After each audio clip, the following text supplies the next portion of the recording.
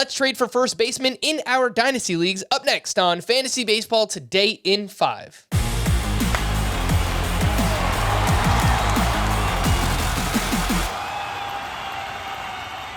Welcome into FBT in 5. Today is Thursday, October 27th. I am Frank Stanfield, joined by Scott White.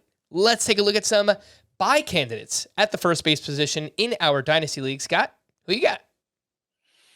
Buys in Dynasty League. Well, let's start with a very Dynasty-specific sort of recommendation, and that would be Spencer Torkelson, whose stock is got to be at an all-time low since the day he was drafted, right? Taken first overall by the Tigers, consensus top 5 prospect entering this year. Looked like he took to the minors really easily, great plate discipline, and I think people just thought he was going to cruise as a rookie, and it was pretty much a disaster. And even after a return trip to the minors, it was a disaster. So I don't think it's, look, I think if you're buying low on Spencer Torkelson, it should be really low because you don't want to wind up in another Jared Kelenic situation where that guy's dynasty value really has cratered. But I think it's too soon to write off Torkelson in the same way. I would still be willing to invest in the pedigree, provided the cost is low enough.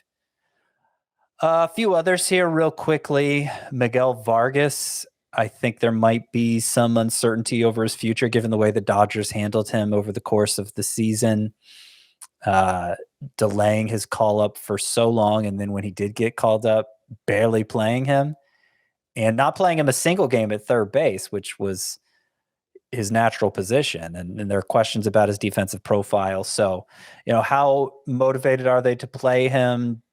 Are they willing to sacrifice defense to any extent to play him? Great offensive ceiling. So I'd be willing to buy, but others might be getting nervous about him. And then kind of higher end here, I'll say Matt Olson. He's followed up the best season of his career with a pretty underwhelming season, his first year with the Braves. But, changing leagues, changing teams, there are often some struggles that go with that.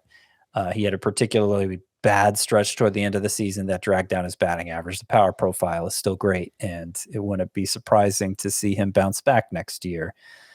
So now's not a bad time to buy on him. Scott, I'm going to put you on the spot here. I've got a prospect I want to bring up and wondering if you would be looking to buy low on him right now in Dynasty. Yonkensy Noel of the Cleveland Guardians. This past season, he hit .229, 32 home runs. The power is still there, but in previous years, he also hit for a really good batting average in the minors, and then that batting average plummeted. As I mentioned, .229 batting average. Would you use this as an opportunity to buy on Noel in Dynasty? No, I mean, it wasn't just that the batting average declined, the strikeout rate ballooned. And I think what he did in 2022 was more in line with the scouting reports. He overplayed his profile in 2021. And that made it that got him scooped up in a lot of dynasty leagues, but he was beating up on really low end competition. I mean, in A ball, the pitching is so bad by and large that I think you see that a lot. I think Noel's kind of a butcher defensively and a really limited offensive player. May have a future in the majors, but I don't think he's a huge dynasty asset. Just the way you described him right now, Scott, within the same organization, reminds me a lot of Franmil Reyes when he was with the Cleveland Guardians. So, maybe that's what the ceiling outcome looks like for Noel. But yeah, it wouldn't be a bad outcome if that's what he did. Yeah. But we're not looking to buy at this point on Noel. How about some first baseman to sell in Dynasty League, Scott? Who do you have there?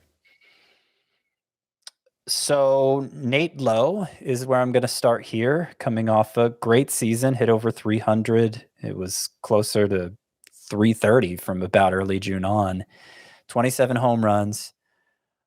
I think that may be the high point for him. I mean, he's already 27. It's young enough that, he still looks like a future asset in Dynasty, but it's not so young that you see a lot of growth still to come for Lowe. And he had the second highest BABIP of any hitter with 300 plate appearances or more. That is a high BABIP guy, but still, I think we should expect him to be more like a 280 guy moving forward than a 300 hitter moving forward, and maybe hard for him to improve his power production too. So just not a bad time to move him. If you get stuck, if you can't, no big deal. I mean, he's a good player, but worth shopping him to see what you can get. Some obvious names would be like Christian Walker coming off a career season and is older than Lowe. CJ Crone, if he ever leaves Colorado, that's basically it for him as a fantasy asset, I feel like.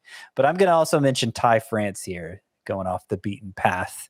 I feel like he's a player fantasy baseballers just really seem to like for whatever reason. His the perception for France it exceeds the production. I think part of it's just because, first 2 months of the season, he hit about 340. Everybody was paying attention.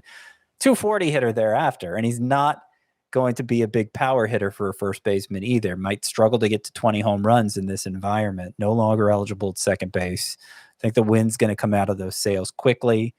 And now may be your last chance to get potentially a pretty good return for Ty France. All right. For more extensive fantasy baseball coverage, listen to the Fantasy Baseball Today podcast on Spotify, Apple Podcasts, Stitcher, your smart speakers, or anywhere else podcasts are found. And thanks for listening to Fantasy Baseball Today in 5. We'll be back again on Saturday morning. Bye-bye.